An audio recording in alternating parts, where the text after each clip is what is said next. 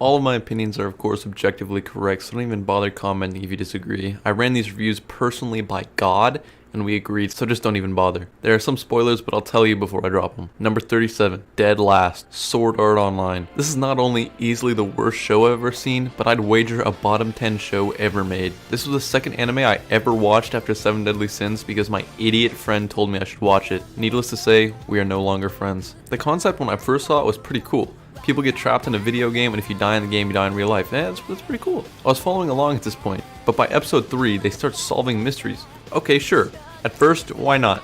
But then they solve mysteries for the rest of the show, and it just turns into anime Scooby-Doo. Kirito tosses a treat to his sister, who is his girlfriend in the game, and she says, "Raggy raggy woo!" I don't remember if I finished it, I don't remember if anything changed in the back half, but I remember the shit sucks. 0 out of 10. Number 36, Tokyo Ghoul. This is one of those shows where I seriously don't get it. How could people possibly like this? I get it to a certain extent. It's like the powerless guy gets super strong, he gets fucking tortured, and then turns into like a powerful demon guy, and weebs like to feel like they could do all that. But where's the substance? This dude just dicks around fighting random dudes who he eventually makes friends with anyway, then gets kidnapped and tortured for 3 episodes. Every single bad guy he fights is like, "I'm gonna kill your best friend. Don't you love your best friend? You better fight me." And the best friend is just some random dude who's never on screen. The best part of the show is once again the first episode. He fuses with that demon girl and they like share his mind, but they never use it at all in the first half, and then the back half they use it way too much. I just don't understand, man. I'd give it a 1 out of 10, but that intro song goes fucking hard. 2 out of 10. Number 35, Anohana. Anohana is a weird show to rank because if you don't think it's sad, you just won't like it. And as you might guess, I didn't think it was sad. I'm not trying to be edgy, but the whole circumstance just seems way too extreme. Kinda spoilers, but you've had plenty of time to watch it. This girl died when she was really young, while she was hanging out with their friends, and they're all still super sad about it. And the girl comes back to life as like a ghost who haunts them for a while, but in a good way. Her death changed all their lives, right? Like, a couple of them tried to forget. The guy realized the fragility of his own mortality and spent his life doing what he wanted to, even if he didn't have the resources to do it. The main character's a loser, and this motherfucker dresses up as the dead girl frequently and runs through the forest laughing. And when they find out he's doing it, they're like, "Oh yeah, dude, like, we know you're still beat up about it, but like, it's all good, man." What the fuck? Why is that okay, man? The ending is pretty sweet, I won't lie. And by the ending, I mean the part where they launch the rocket. The tag scene is just unnecessary. 3 out of 10. Number 34, Jojo Part 4. I'm not going to split every show into specific seasons. My distaste for Season 4 of JoJo's should be known. My experience watching JoJo's was very good. I watched with my friend who was giving me all the necessary lore. If you don't know what's going on beforehand, you're just clueless, which I personally think is a good thing because JoJo's is completely but the spectacle for me. Anyway, Part 4 definitely has the best villain in the whole series. Kira is fucking insane. Insanely sick power, real fucking menace, just walking around committing acts of domestic terrorism. But the reason I specifically hate this part is Koichi. He's the worst character in a show that has Jonathan Joestar in it. This guy gets beaten to death 3 times, and just through the power of random bullshit survives every single time. He's so annoying, just kill him, Kira, please. I like Josuke, I like Okuyasu, Koichi's just so bad. It's Part 4, so I'll give it a 4 out of 10. Number 33, Tomodachi Game. They got me. They convinced me to watch a show I have no interest in because I like Squid Game. This show's about these guys who get kidnapped and play games against their friends to ruin their friendships, to pay back their debts. And this is when translation is very important because if it isn't translated right, nothing makes sense at all. And it wasn't translated right. The rules didn't make sense to me ever. If I was in this game, I would have fucking died. But seriously, this isn't even close to the type of show I like. Again, the guy is way too villainous out of nowhere. He's just like ready to kill and sell out all of his friends. Honestly, if you like Squid Game, you might like this, but it just isn't for me. 4 out of 10. Number 32. Princess Kaguya. Sage, if you ever see this video, this movie fucking sucks and I lied to you. Fuck you. 4 out of 10. Number 31, Seven Deadly Sins. Seven Deadly Sins is this odd curse where immediately after you finish watching it, you forget everything that happened. I first found season 1 when I was like 11 and I watched it in that day. Season 1 is still one of my favorite animes of all time, but even I can't ignore how painfully mid the rest of the show is. The emotions in the whole show are strong. Meliodas is a fantastic character and he goes through so much in the whole show. Everybody around him is fucking dead and he just has nothing left. And then in the last season, there are no stakes at all. Everybody's fucking OP. Meliodas gets locked in hell, and you know what's gonna happen at that point. By the end, nothing that anyone cares about is a focus anymore. The relationship between Diane and King is in front and center, Bon and Elaine is resolved, and the best villains are long gone. Not to mention the animation just gets so bad by the last season. There's no need for the last couple of seasons, it should have ended a long time ago, but I still enjoyed the full way through. 5 out of 10. Number 30. Naruto. I can't lie to you, I really don't remember much from Naruto. What I do remember is watching the Rock Lee vs. Gaara fight for the first time with my friends with no knowledge of anime, being like, oh my fucking god, this is the sickest shit ever. Still, 6 years later, I wholeheartedly believe that. Orochimaru, Rock Lee, Guy Sensei, Kakashi put this show on their back and make what is pretty much a filler for Naruto Shippuden worth watching. Like I said, I don't remember everything, but this is necessary for Shippuden, which is amazing. A kid with no parents, no help on his way growing up, just trying to achieve his dreams is shot down over and over again, and still guns to achieve his goals on nothing but pure willpower and grit. Damn. 5.5 out of 10. Anyway, number 29 is K-On! In my defense, the show is funny. The funniest part about the show is that everybody on Twitter with K-On! Profile pictures is a neo-Nazi. The show is the complete opposite. It's a cute show about these girls who form a band and eat pastries. That's pretty much it. It just hit the spot for me at that time. I can see why it's a lot of people's comfort show. I still enjoyed it. 6 out of 10. Number 28. Fruits Basket. I did not watch all of Fruits Basket. I believe I was able to make it through season 1. I just thought it wasn't something I had the patience for. I know the last season is supposedly the greatest show of all time. Fruit Basket fans are flaming me in the comment section right now, but I really just thought it was mid. I liked the writer guy, he was pretty funny, the rat guy was pretty weird, but it just felt like a nothing burger from what I watched. I can definitely see who was setting something up that I just did not have the patience to wait for, but I still enjoyed what I saw. 6 out of 10. Okay, before I say the next one, I want everybody to be calm. Remember that I am a human, just like you. And you should respect me and my beliefs, even if you disagree. Number 27, Attack on Titan. There's spoilers for this one, but anime only. A lot of people really love Attack on Titan because it's the first anime they ever saw, and I get that. I still love Seven Deadly Sins, even though it's not perfect. But people who love this show need to put that aside for a minute and look at what the show for what it really is. It's another power fantasy with a truly boring story towards the end. Eren works hard to get through the military and kill the Titans who brutally fucking destroyed his mother in front of his very eyes. And the writer's just like, yeah, I mean, that's cool, but fuck all that. What if I just ruined all that by making the main character a Titan? I'll probably make a video talking about this a little more, but I just feel like the show would be so much better without making Eren a Titan. All the stuff about the royal family is kind of cool, but after a certain point, who the fuck cares? Who cares about the other nations? We just spent 5 seasons on an island where all the characters we like live. Not to mention how we're currently on like season 5, Part 3, Section A, Subsection 4. When is this shit gonna end? It's to the point now where I just wait for the fights to happen and skip the fucking dialogue. The Monkey Titan's cool. But how cool would it be if the cavalry charge from the end of that one season actually mattered? None of the human sacrifices ever mattered, because Eren could just become a Titan and fucking wipe them all out, because he's the main character. Levi should be the main character. Hanji should be the main character. Connie, Mikasa, fucking the Potato Girl would be a better main character than Eren. And after all everybody has done for him, he turns evil, fucking destroys the world for God knows what. These people gave him everything. Mikasa and Levi are the reason he's alive, and he's just like, nah, fuck all that noise, I'm gonna go kill everybody because I'm an asshole. And don't fucking flame me yet. The first season's good, like 8 out of 10 good, but I'm rating the whole show 6 out of 10, but I still want to see how it ends. Number 26, Assassination Classroom. The first season is bad, I can't lie. It's kind of interesting and definitely necessary for character growth, but it's just not that good. Second season is just absurd to a level where I was enjoying it. For a minute, they lost me, and then they fucking pulled me back in. The squid guy was actually just a normal guy the whole time, and was turned into a squid by the government? Fuck yeah, bro, give me all that shit. Unlike Attack on Titan, this show knows it's fucking absurd and runs with it. It doesn't take itself seriously for a moment, except at the very end. My biggest gripe is that the ending doesn't hit that hard, because Koro Sensei reads everybody's name in the class, even the characters we don't care about, which really takes it out of the action. It's funny, doesn't take itself seriously. Koro Sensei is a top tier character in any show I've ever seen. 6.5 out of 10. Number 25, The Way of the Househusband. This is a weird one because it's basically like an hour of show because all the episodes are like 10 seconds long, but everything in them just hits. This show is about a Yakuza man who quit and now is a stay-at-home man who just likes to cook and stuff. My absolute fucking dream life. For something that's been translated, it's surprisingly funny and the situations are super absurd.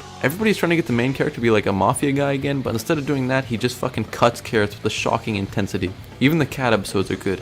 That's how you know the show isn't fucking around. Look at these cat graphics. 7 out of 10. Number 24, Record of Ragnarok. Hard spoilers for this, but if you haven't seen it, I just recommend you watch the last fight anyway. The premise of this show is that the gods are sick of humanity and they want to have a series of one-on-one battles against the strongest humans from history, and if the humans win, they can stay around. That's about it. The first fight is trash, but the second fight is where it gets interesting. Adam versus Zeus. Like, bro, it doesn't get better than this. Everybody in the crowd starts chanting for Zeus with this weird, like, what stands for Godfather of the Cosmos, just fucking sick name. Zeus is so old and withered, beating the fuck out of Adam. It's so funny. Humanity loses the first 2 fights, everybody's sad. Then it's just one of the best fights from an anime I've ever seen out of nowhere. It starts in episode 9 if you're gonna watch it. Humanity's champion is the greatest loser of all time. He spends his whole life losing to people who are better than him and like stealing their powers. He never in his life won a fight and he's fighting Poseidon. I won't spoil that one for you, but it's a sick fight. And I don't know if that guy's from mythology or if it was an original story, but either way it's sick. 7 out of 10. Number 23, One Punch Man Season 2. One Punch Man in general is just so funny. The best part of this season is King, who has no powers and just chills around superheroes and gets credit for all the monsters they kill. The villain of this season is good, but it's One Punch Man, so nothing like that really matters. Saitama spends the whole season traveling around looking for karate masters to help him defeat a worm or something. The bad guy takes a child hostage. Saitama also dominates a karate tournament, which is funny. Overall, the show's just funny. The season's not as good as season 1, but it's One Punch Man. How bad can it be? 7 out of 10. Number 22. The Great Pretender. The Great Pretender is about this piece of shit who steals a bunch of stuff. At least at first. The first season, or the first 3 cases, are lighthearted. There's really no stakes because this French fuck has this whole thing planned out. Then we get to case 4, where these guys take down a child sex trafficking ring. It's funny seeing Laurent just having everything planned out and knowing what everybody's doing and knowing that they will always come back to him in the end. All these characters' backstories are cringe and unnecessary except for Abby. Her backstory actually helps understand case 2. I recommend watching this one for sure. 7.5 out of 10. Number 21. My Hero Academia. My Hero was really fucking long at this point, like 113 episodes, and they still have this annoying goddamn animation style. The Frog Girl is still bad though. Season 1 is probably the best season, but the newer seasons are starting to catch up. We follow Deku as he goes from a powerless little shit to a super powerful big shit, I guess. The thing about this show is that the main character actually doesn't matter that much, because he doesn't win all the time. You can learn something from this Attack on Titan. The Frog Girl is obviously my favorite, but Todoroki, Bakugo, the guy with engines in his feet, are the real stars of the show. The writer boxed himself in by making Deku's backstory so narrow, but actually fucking annihilated the box by just making the side characters the main characters. People like to say the fans are cringe, but people who let cringe fans ruin stuff for them are the real cringe people. 8 out of 10. Number 20. This is so fucking long, oh my god. The Misfit of the Demon King Academy. History's strongest demon king reincarnates and goes to school with his descendants. This is a harem isekai type anime, just like Sword Art Online, but it's actually good. You get the whole plot from the title. The guy basically is the strongest dude ever, and him coming back to life brings balance to the 4 factions. This motherfucker is so cold, he literally kills somebody with his heartbeat. The show actually has a cool story and like world building, which is rare for a 12 episode series. It's a pretty basic one, but they make sure to give all the different races their own types of architecture and personality. But the greatest part of all of this is the chants that its fucking harem sings. Yeah, okay. Yeah.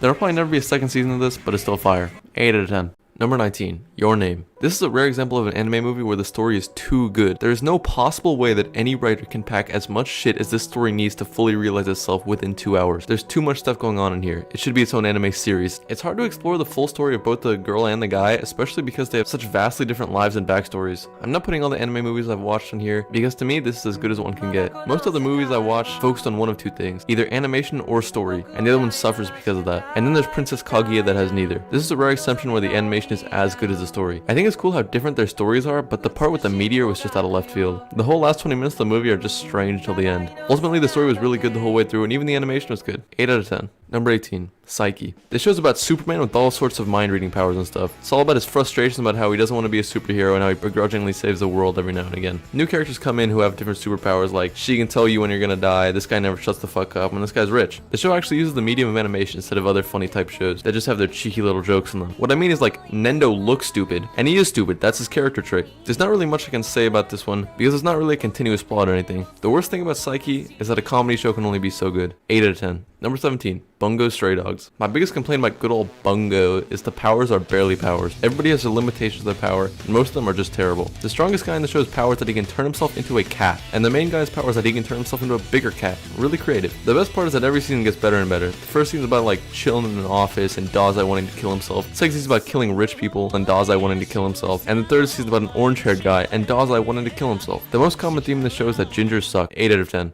Number 16. One Punch Man Season 1. I vividly remember getting shown the first episode of this show when I was like 10 years old. It's fucking jarring to have someone I respect show me an anime that had a bald dude kill a lobster man with nipples drawn all over him. Anyway, when I watched it more recently, I thought the show was pretty funny. This dude just stomps all over everybody. I probably should have had some foresight and bundled the 2 seasons together because I don't have much to say about this, but it's obviously really good.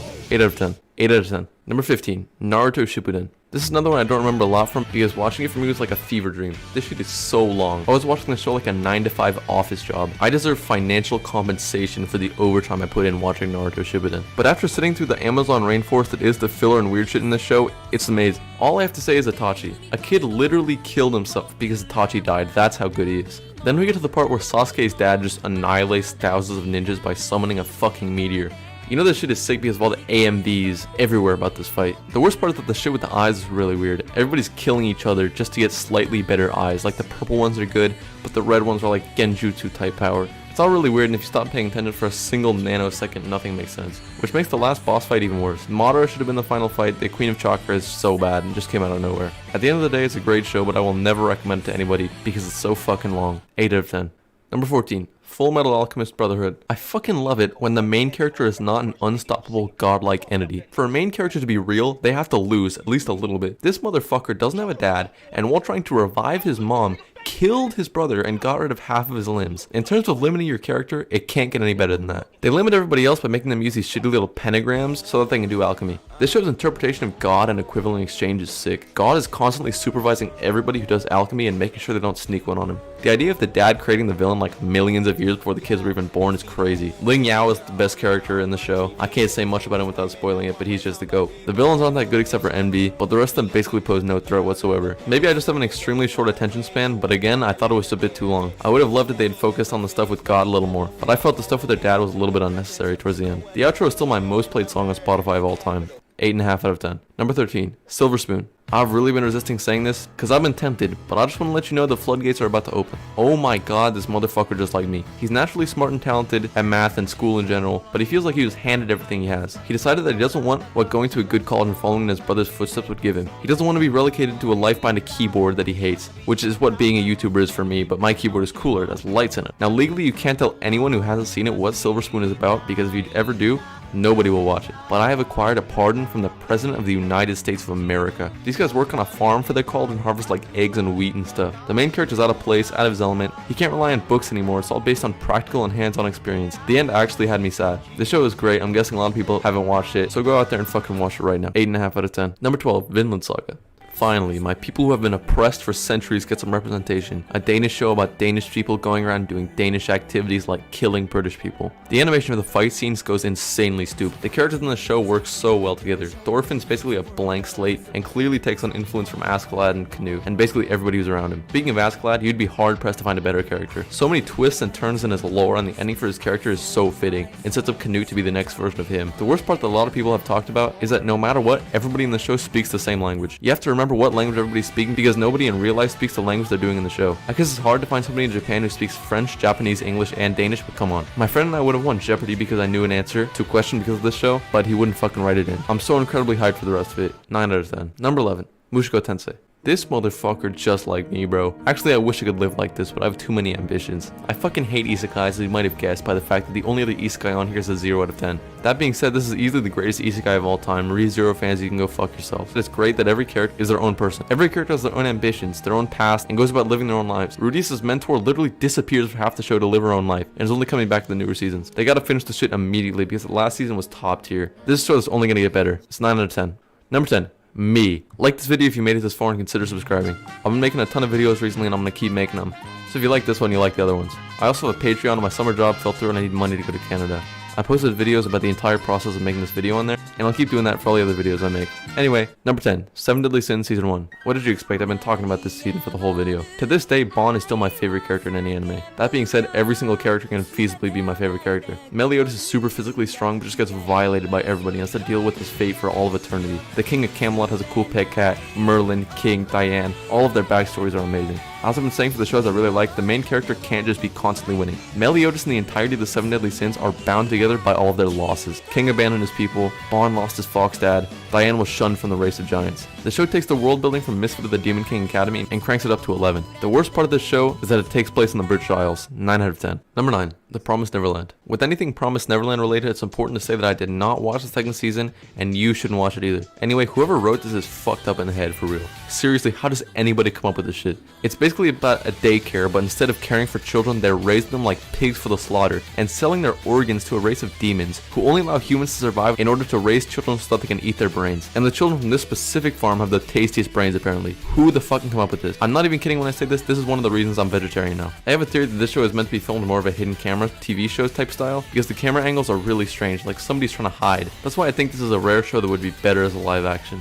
Now, something you should know about me personally is that I do absolutely no research about shows before I watch them. So when I finished the first episode, I was fucking shocked. My jaw was on the floor, bro. Absolutely fucking nutty show. 9 out of 10. Number 8, Spy Family. I really don't have a lot to say about Spy Family. It's the most recent show I watched, like seemingly everybody currently alive. It's super cute but has an actual story, which is never before seen in an anime. Once again, this takes the medium of animation and runs with it. It's impossible to make such good looking graphics with such an absurd concept in anything but animation. Lloyd is an insanely good character, Yor is less so, but she fills a role. My biggest question is what country this show is about. I just can't seem to piece it together. 9 out of 10. Number 7, Jujutsu Kaisen. Obviously I like this show, it's my profile picture. The best part of the show is the power system. My favorite thing about it is that it literally forces every power to be unique. This guy controls puppets who he raises like children. This guy claps and this girl has a fucking gun. The motherfucker literally wears a bandana over his face and nobody can say anything because he's the strongest man of all time. And he has some beautiful goddamn eyes. Domain expansion levels the playing field so much that even Gojo has to be wary of demon people because they could just have a cooler, more refined domain than him. The blind guy is the greatest weakness of the show. He's basically just an office worker with a knife and some drip. His power is really complicated for some reason. I still don't understand how it works, but maybe I'm dumb because it seems like I don't understand a lot of things. The villain is creepy, that's how you know he's good. They can form themselves into whatever they want, and they live in the sewer and like abduct children and turn them into demons. The second half of the show is way too slow paced for me, but by far the worst part of the show is there's only one season. I don't want to get this video blocked worldwide, so I can't play it, but the outro song goes insanely crazy. 9.5 out of 10.